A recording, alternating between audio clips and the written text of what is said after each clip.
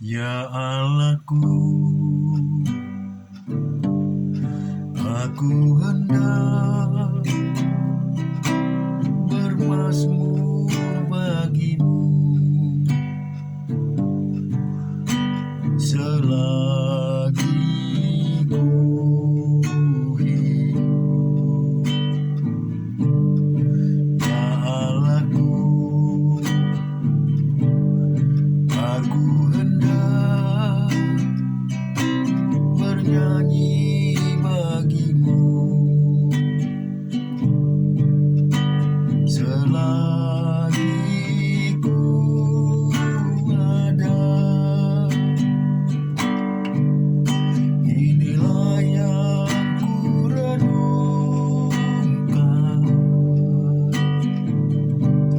setiap waktu, nyanyian pujian dan pengampunan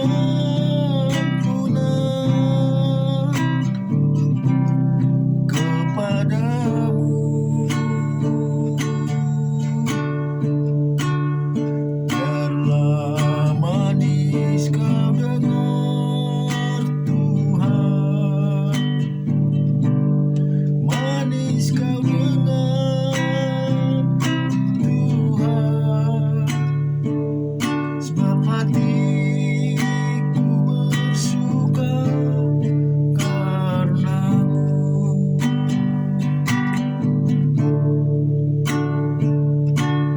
Ya Allahku,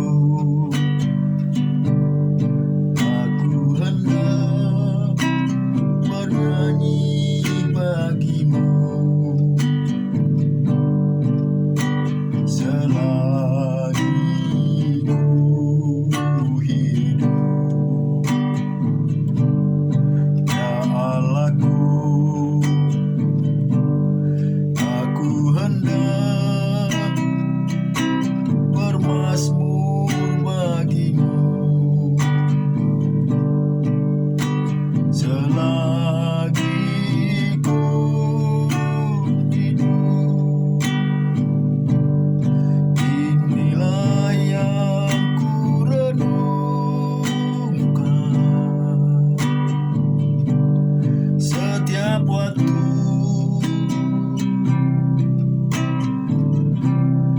nyanyian pujian dan pengampunan kepadamu. Biarlah manis kau dengar Tuhan, manis kau dengar Tuhan, sebab hatiku bersuka karenamu.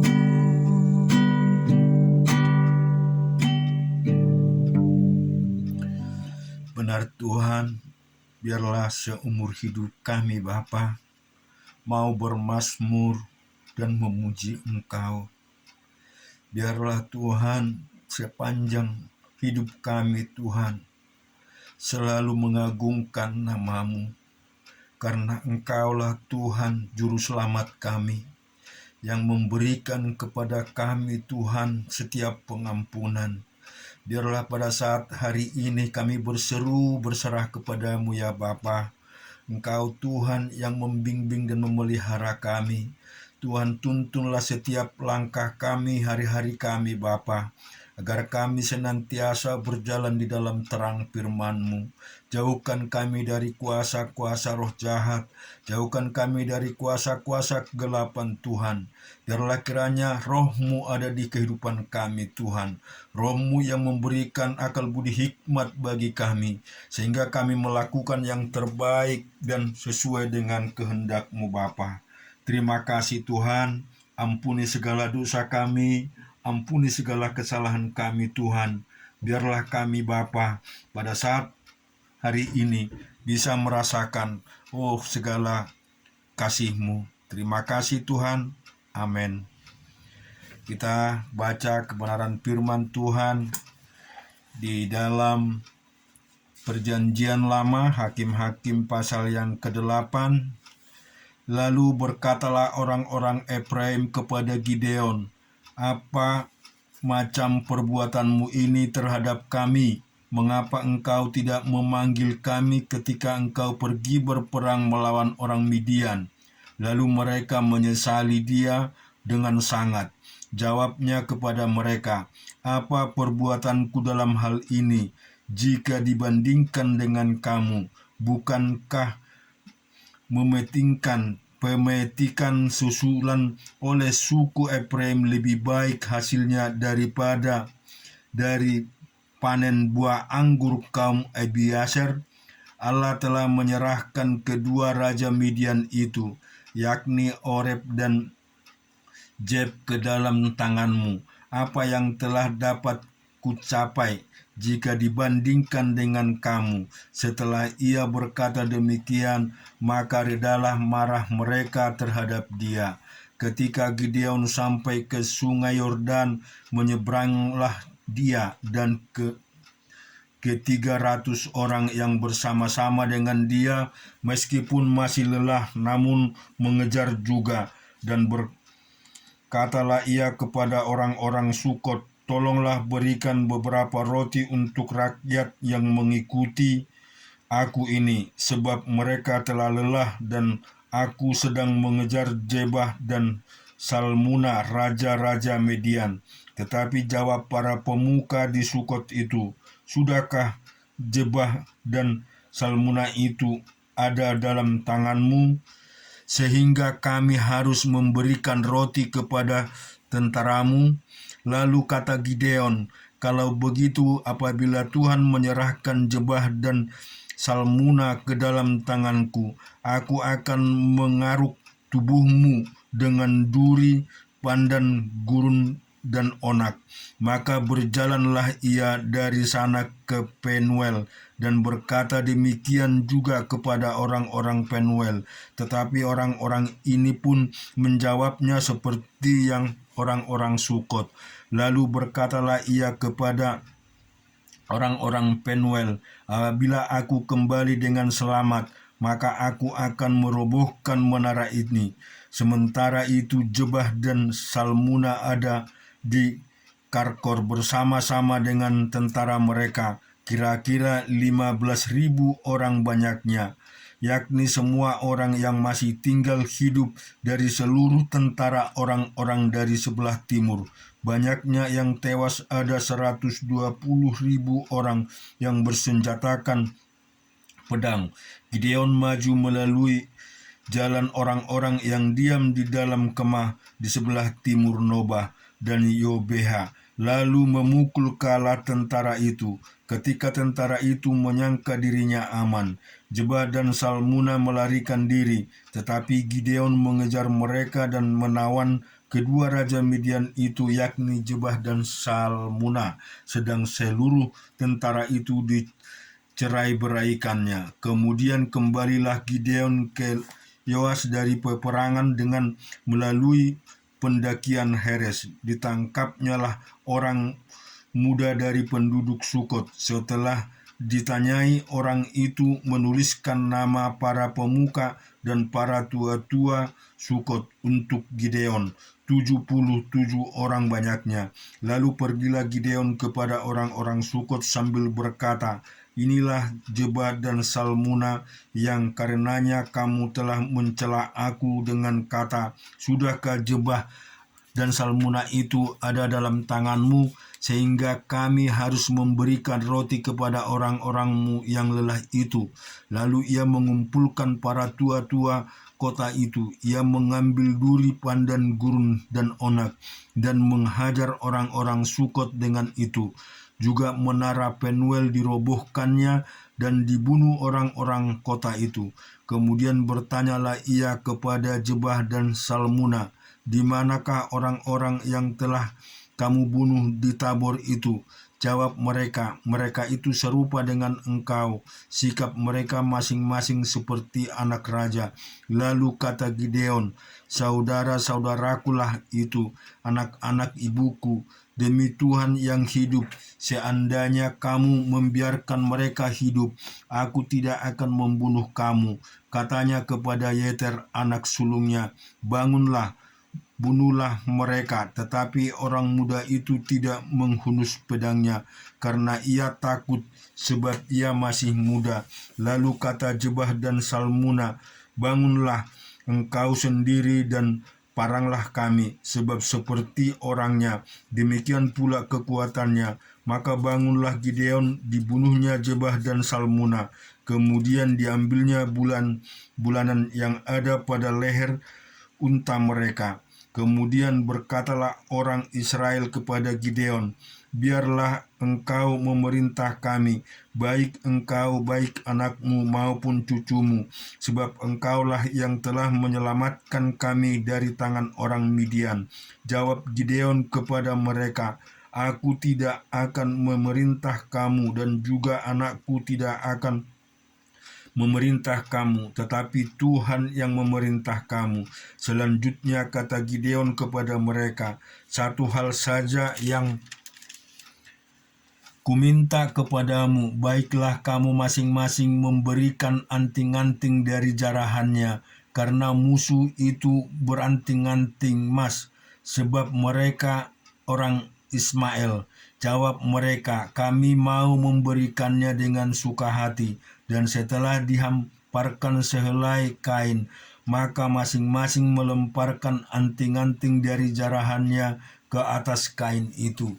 Adapun berat anting-anting emas yang dimintanya itu ada 1.700 siskal emas, belum termasuk bulan-bulanan, perhiasan telinga dan pakaian kain ungu muda yang dipakai oleh raja-raja Midian, dan belum terhitung kalung rantai yang ada pada leher unta mereka. Kemudian Gideon membuat efod dari semua itu dan menempatkannya di kotanya, di Opra. Di sanalah orang Israel berlaku serong dengan menyembah efod itu. Inilah yang menjadi jerat bagi Gideon dan seisi rumahnya. Demikianlah orang Midian tunduk kepada orang Israel dan tidak dapat menegakkan kepalanya lagi. Maka amanlah negeri itu 40 tahun lamanya pada zaman Gideon. Lalu Yerubal dan Bioas pergilah dan diam di rumahnya sendiri. Gideon mempunyai 70 anak laki-laki, semuanya anak kandungnya, sebab ia beristri banyak. Juga Gundik yang tinggal di Sikem melahirkan seorang anak laki-laki baginya. Lalu ia memberikan nama Abimelek kepada anak itu. Gideon bin Yoas mati pada waktu rambutnya telah putih, lalu dikuburkan dalam kubur Yoas ayahnya di Yopra, kota orang Ebiezer. Setelah Gideon mati, kembalilah orang Israel berjalan serong dengan mengikuti para Baal dan membuat Baal Berit menjadi Allah mereka. Orang Israel tidak ingat kepada Tuhan Allah mereka yang telah melepaskan mereka dari tangan semua musuhnya di sekelilingnya. Juga tidak menunjukkan terima kasihnya kepada keturunan Yerubal Gideon, seimbang dengan segala yang baik yang telah dilakukan kepada orang Israel. Kita juga akan renungkan firman Tuhan di dalam Mazmur 119 ayat 61. Tali-tali orang fasik berbelit aku, tetapi Tauratmu tidak kulupakan. Tengah malam aku bangun untuk bersyukur kepadamu atas hukum-hukummu yang adil. Aku bersekutu dengan semua orang yang takut kepadamu dan dengan orang-orang yang berpegang pada titah-titahmu. Bumi penuh dengan kasih setiamu, ya Tuhan. Ajarlah ketetapan-ketetapanmu kepadaku. Kebajikan telah kau lakukan kepada hamba-Mu, ya Tuhan, sesuai dengan firman-Mu. Ajarlah kepadaku kebijaksanaan dan pengetahuan yang baik, sebab aku percaya kepada perintah-perintah-Mu. Sebelum aku tertindas, aku menyimpang, tetapi sekarang aku berpegang pada janji-Mu. Engkau baik dan berbuat baik. Ajarlah ketetapan-ketetapan-Mu kepadaku. Orang yang kurang ajar menodai aku dengan dusta, tetapi aku dengan segenap hati aku memegang titah-titah-Mu. Hati mereka telah seperti lemak, tetapi aku, Taurat-Mu ialah kesukaanku. Bahwa aku tertindas itu baik bagiku, supaya aku belajar ketetapan-ketetapan-Mu. Taurat yang Kau sampaikan ada baik bagiku, lebih daripada ribuan keping emas dan perak. Tangan-Mu telah menjadikan aku dan membentuk aku. Berilah aku pengertian, supaya aku dapat belajar perintah-perintah-Mu. Orang-orang yang takut kepadamu melihat aku dan bersuka cita, sebab aku berharap kepada firman-Mu. Aku tahu ya Tuhan, bahwa hukum-hukum-Mu adil, dan bahwa Engkau telah menindas aku dalam kesetiaan. Biarlah kiranya kasih setia-Mu menjadi penghiburku, sesuai dengan janji yang Kau ucapkan kepada hamba-Mu. Biarlah rahmat-Mu sampai kepadaku, supaya aku hidup, sebab Taurat-Mu adalah kegemaranku. Biarlah orang-orang yang kurang ajar mendapat malu, karena mereka berlaku bengkok terhadap aku tanpa alasan. Tetapi aku akan merenungkan titah-titah-Mu. Biarlah berbalik kepadaku orang-orang yang takut kepadamu, orang-orang yang tahu peringatan-mu. Biarlah hati tulus dalam ketetapan-ketetapan-Mu, supaya jangan ada pendapat malu. Habis jiwaku merindukan keselamatan daripada-Mu. Aku berharap kepada firman-Mu. Habis mata merindukan janji-Mu. Aku berkata, bilakah Engkau akan menghibur aku? Sebab aku telah menjadi seperti kirbat yang disapi, namun ketetapan-ketetapan-Mu tidak kulupakan. Berapa lama lagi hari hamba-Mu ini? Bilakah Engkau menghukum orang-orang yang mengejar aku? Orang-orang yang kurang ajar telah menggali lubang bagiku. Orang-orang yang tidak menuruti Taurat-Mu, segala perintah-Mu dapat dipercaya. Mereka mengejar aku tanpa alasan. Tolonglah aku. Hampir saja mereka menghabisi aku. Aku di bumi, tapi aku tidak meninggalkan titah-titah-Mu. Hidupkanlah aku sesuai dengan kasih setia-Mu, supaya aku berpegang pada perintah yang Kau berikan untuk selama-lamanya. Ya Tuhan, firman-Mu tetap teguh di surga, kesetiaan-Mu dari keturunan ke keturunan. Engkau menegakkan bumi sehingga tetap ada. Menurut hukum-hukum-Mu, semua itu ada sekarang, sebab segala sesuatu melayani Engkau. Sekiranya Taurat-Mu tidak menjadi kegemaranku, maka aku telah binasa dalam sengsaraku. Untuk selama-lamanya aku tidak melupakan titah-titah-Mu, sebab dengan itu Engkau menghidupkan aku. Aku kepunyaan-Mu, selamatkanlah aku, sebab aku mencari titah-titah-Mu. Orang-orang fasik menantikan aku untuk membinasakan aku, tetapi aku hendak memperhatikan peringatan-peringatan-Mu. Aku melihat batas-batas kesempurnaan, tetapi perintah-Mu luas sekali.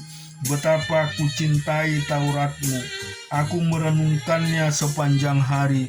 Perintahmu membuat aku lebih bijaksana daripada musuh-musuhku, sebab selama-lamanya itu ada padaku. Aku lebih berakal budi daripada semua pengajarku, sebab peringatan-peringatanmu kurenungkan. Aku lebih mengerti daripada orang-orang tua, sebab aku memegang titah-titahmu.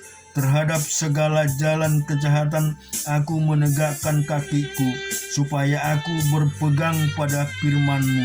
Aku tidak menyimpang dari hukum-hukum-Mu, sebab Engkaulah yang mengajar aku. Betapa manisnya janji-Mu itu bagi langit-langitku, lebih daripada madu bagi mulutku. Aku beroleh pengertian dari titah-titah-Mu. Itulah sebabnya aku benci segala jalan dusta. Firman-Mu itu pelita bagi kakiku dan terang bagi jalanku. Aku telah bersumpah dan aku akan menempatinya untuk berpegang pada hukum-hukum-Mu yang adil. Aku sangat tertindas ya Tuhan. Hidupkanlah aku sampai dengan firman-Mu. Kiranya persembahan sukarela yang berupa puji-pujian berkenan kepadamu ya Tuhan, dan ajarlah hukum-hukum-Mu kepadaku. Aku selalu mempertaruhkan nyawaku, namun Taurat-Mu tidak kulupakan. Orang-orang fasik telah memasang jerat terhadap aku, tetapi aku tidak sesat dari titah-titah-Mu. Kita juga renungkan firman Tuhan di Yesaya pasal yang kedua. Firman yang dinyatakan kepada Yesaya bin Amos tentang Yehuda dan Yerusalem akan terjadi pada hari-hari yang terakhir. Gunung tempat rumah Tuhan akan berdiri tegak di hulu gunung-gunung dan menjulang tinggi di atas bukit-bukit. Segala bangsa akan berduyung-duyung ke sana, dan banyak suku bangsa akan pergi serta berkata, "Mari kita naik ke gunung Tuhan, ke rumah Allah Yakub, supaya Ia mengajar kita tentang jalan-jalannya, dan supaya kita berjalan menempuhnya, sebab dari Sion akan keluar pengajaran, dan firman Tuhan dari Yerusalem. Ia akan menjadi hakim antara bangsa-bangsa, dan akan menjadi wasit bagi banyak suku bangsa. Maka mereka akan menempa pedang-pedangnya menjadi mata bajak, dan tombak-tombaknya menjadi pisau pemangkas. Bangsa tidak akan lagi mengangkat pedang terhadap bangsa, dan mereka tidak akan lagi belajar perang. Hai kaum keturunan Yakub, mari kita berjalan di dalam terang Tuhan.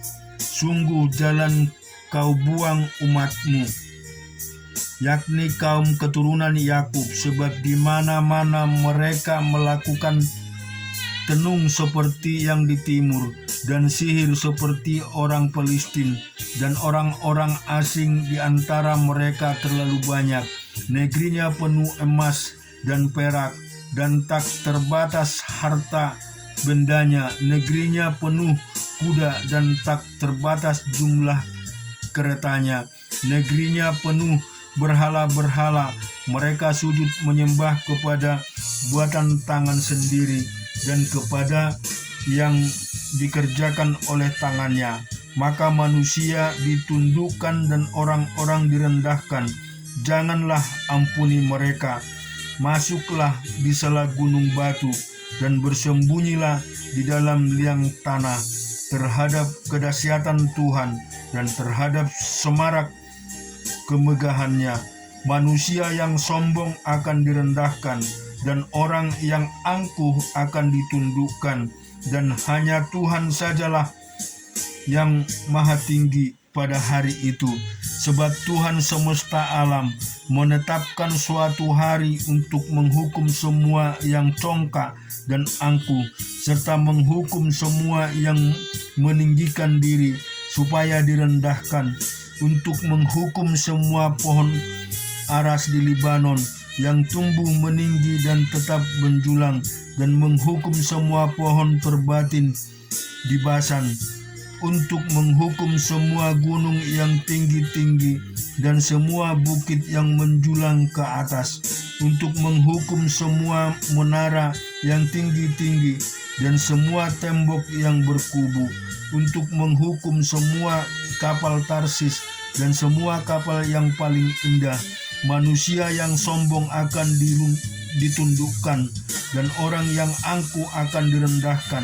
Hanya Tuhan sajalah yang maha tinggi pada hari itu, sedang berhala-berhala akan hilang sama sekali.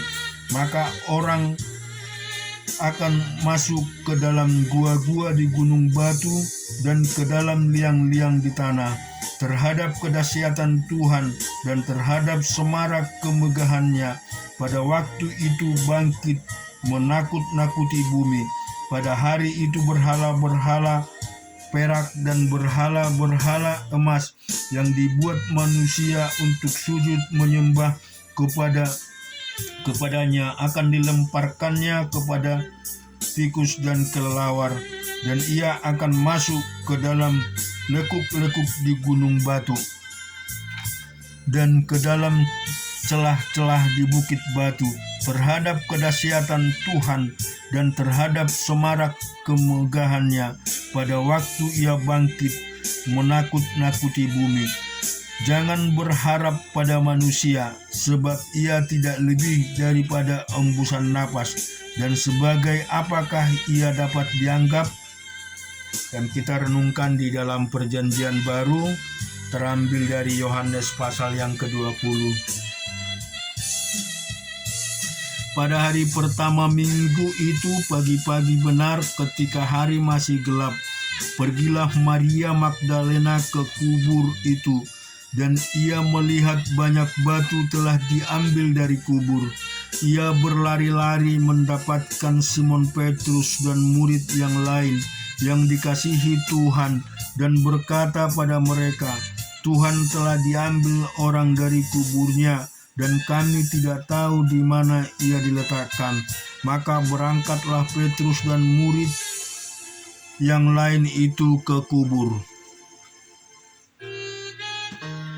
Keduanya berlari bersama-sama, tetapi murid yang lain itu berlari lebih cepat daripada Petrus, sehingga lebih dahulu sampai di kubur. Ia menjenguk ke dalam dan melihat kain kapan terletak di tanah, akan tetapi ia tidak masuk ke dalam.